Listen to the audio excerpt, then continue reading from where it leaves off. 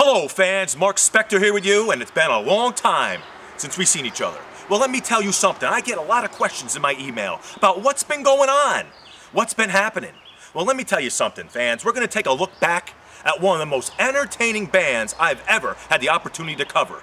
And this band is led by one of the most controversial figures I've ever come across in my days covering rock and roll. Fans, come along with me as we take a look back at this entertaining band and this controversial figure.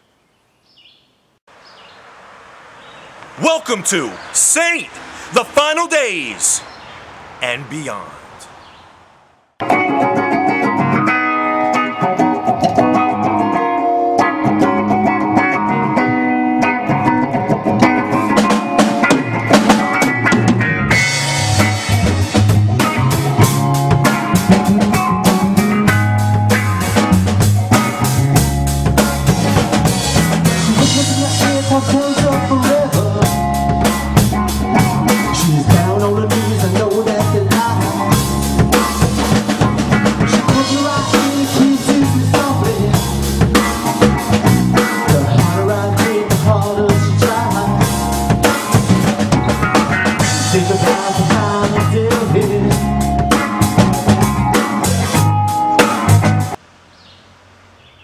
Welcome to Saint, the Final Days and Beyond.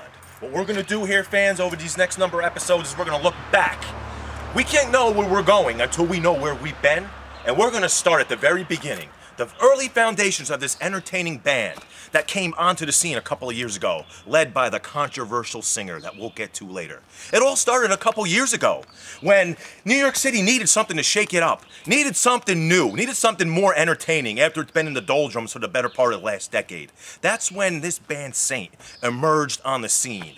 We're going to take a look back at the early formation of this band. And as we go along, we'll take a look and see how it progressed over the last couple of years. And yes, fans, we will answer the biggest question that I keep getting.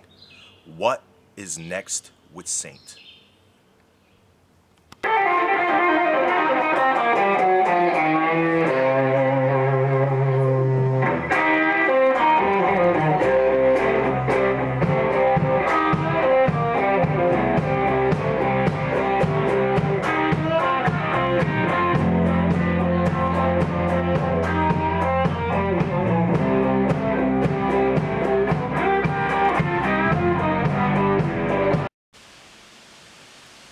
Saint was formed in early 2008 by band manager Troy James, who wanted to find the next great rock and roll band.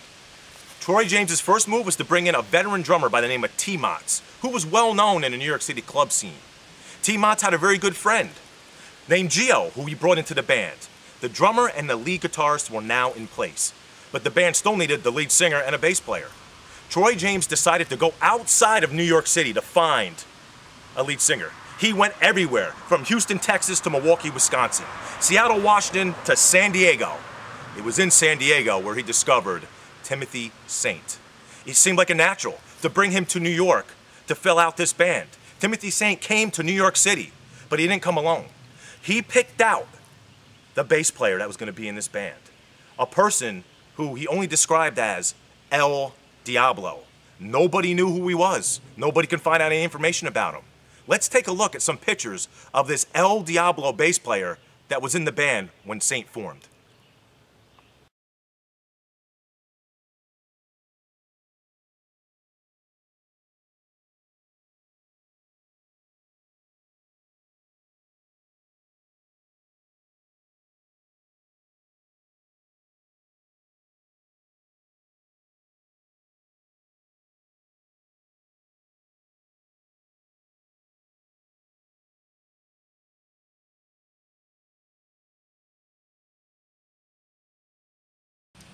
Hey, what's going on, everybody? This is my final interview that I'm going to be giving in San Diego. There's a lot of heavy hearts here tonight that I'm leaving, but don't worry, this is my hometown and I will be back. Heading to New York City to try to get this new thing kicked up, and I'm not going alone. I'm bringing my good friend El Diablo. Everybody here already knows him in New York City. For what you need to know about El Diablo, just know this: he does dabble in the black arts. He does have some questionable religious beliefs, and unfortunately, these these religious beliefs had led to an accident that occurred a couple years back in another country. I'm not going to name where. I don't want to betray the confidence of my good friend. But basically what happened was he was near a fire pit, and he was chanting in tongue from an ancient defunct language, and the fire bellowed up from the pits and basically caused a geyser of flames, which El Diablo's face was too close and charred his face beyond recognition.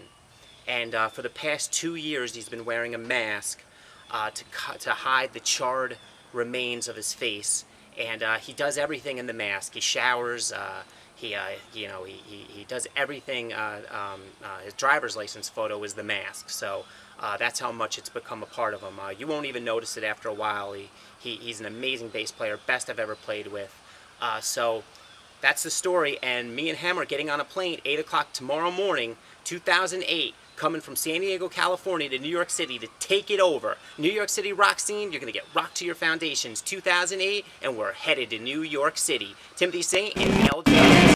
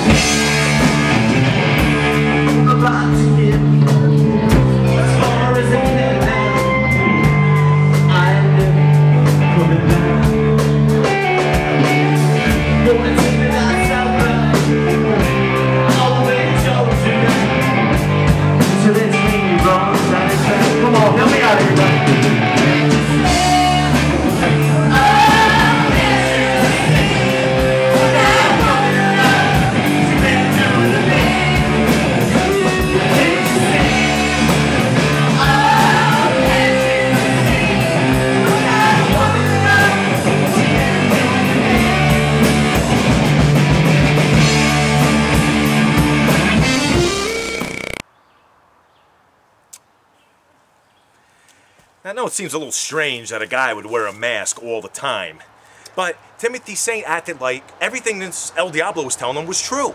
That he wore his mask everywhere. When he went out to the restaurants, went out to the Walmarts, everywhere he went, he wore the mask. Timothy Saint believed everything this guy said about wearing his mask all the time. But most people found that a little strange, that this guy, Timothy Saint, hand-picked bass player, was a little off the beaten path. But you know what happened was, after playing one gig together, one day, El Diablo just stopped showing up. Just didn't show up. He no-showed the gig. It was asked of Timothy Saint what happened. Since this was your guy, Timothy Saint, this was your man. Where is he? Timothy Saint acted like he never even knew who El Diablo was. Never heard of him or never would want to be seen with a guy that roams around with a mask on. From that point on, it became clear, fans, that something wasn't right with Timothy Saint. Something wasn't clicking here. Shortly thereafter, Gio left the band. Ran out of here as fast as he could. He wanted nothing to do with this. That left just 2 members left. Original drummer T-Mots and Timothy Saint.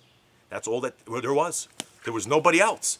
Until shortly thereafter, a new guitar player came into the fold.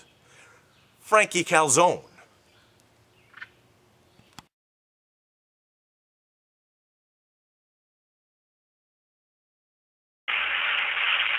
Friday night rehearsal, stage at midnight.